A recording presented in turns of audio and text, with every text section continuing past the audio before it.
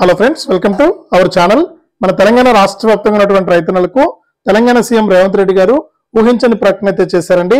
ఇక రైతు భరోసా డబ్బులను నేటి నుంచి రైతుల ఖాతాల్లోకి జమ చేయనున్నట్లు కీలక ప్రకటన జారీ చేశారు.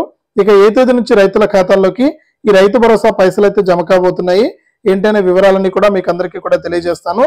ముందుగా 1, 2, 3, 4, 5 ఎకరాల వారికి 7,500 రూపాయల నుంచి మనకు 37,000 రూపాయల వరకు కూడా రైతుల ఖాతాల్లోకి పైసలు అయితే జమ చేయనున్నట్లు కీలక ప్రకటన జారీ చేశారు.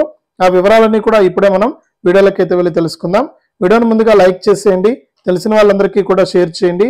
ఇలాంటి మరెన్నో వీడియోల కోసం ఇప్పుడే మన ఛానల్ సబ్స్క్రైబ్ చేసుకుని పక్కనే వచ్చే గంట పైన నొక్కి మళ్ళీ వచ్చే ఆలనే గంట పైన నొక్కి ప్రతి వీడియోను కూడా మీరు మిస్ అవ్వకుండా మీ ఫోన్లోనే నోటిఫికేషన్ లేదా మెసేజ్ రూపంలో అయితే తెలుసుకుంటారు.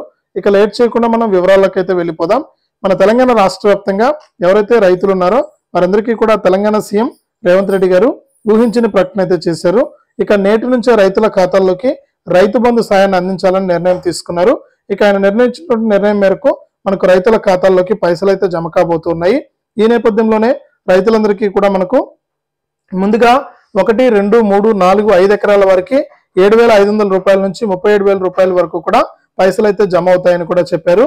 ఇక నేటి నుంచే రైతు బంధు రైతు భరోసాకి శ్రీకారం చుడతామని, రైతుల ఖాతాల్లోకి దాదాపు 15,000 కోట్ల రూపాయలను విడుదల చేస్తామని సీఎం రేవంత్ రెడ్డి గారు అయితే హామీ ఇచ్చారు.